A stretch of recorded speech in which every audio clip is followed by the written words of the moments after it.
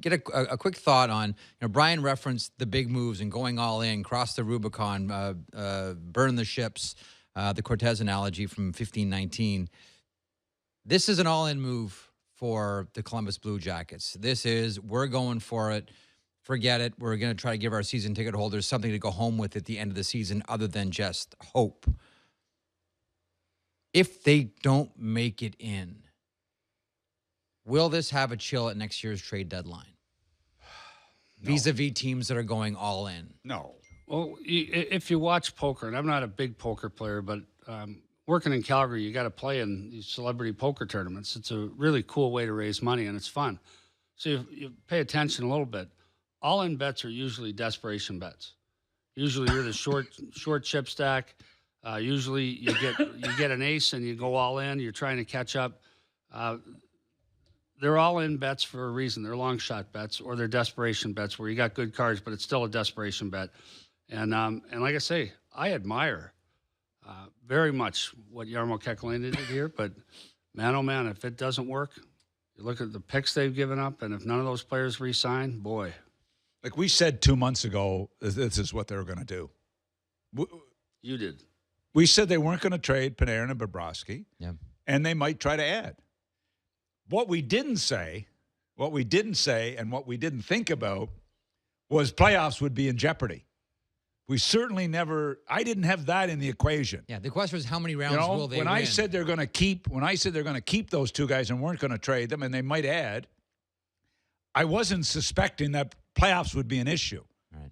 You know what I'm saying? This complicates it now dramatically. A little bit, yeah. Dramatically. Yeah. And here's their philosophy. And you talked to Kekalainen, and I didn't, but this is their philosophy.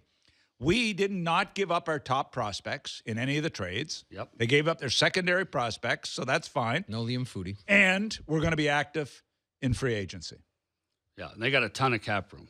So that's their solution if things go south. If their guys don't resign, and they got no choice. Panarin, Bobrovsky, tuck them away. Duchesne might be a question mark, but if he doesn't come back, then they'll keep their first-round pick for next season. And then the question mark becomes, what are you going to do with that $30 million of cap space? So free agent market will look like Anders Lee, Brock Nelson, those type, Jordan Eberle, the three from the Islanders. There's some good players available. So but here's what goalie's available. They've got Elvis, the Magnificent, who's playing over in Europe somewhere that they had drafted, and they're touting him. But I mean, I know he's a big goaltender.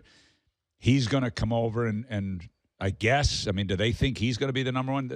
Here's your free agent goalie market, your UFA goalie market. Semyon Varlamov. We'll start there. Yeah, did you see him last night? I just saw the highlights for Colorado, and I don't know if it was Varlamov, but whoever was in they were shooting balloons through him. Mike Smith is a free agent. There's a name. Jimmy Howard, although speculation is Detroit. I think Jimmy Howard wants to stay in Detroit. Detroit again.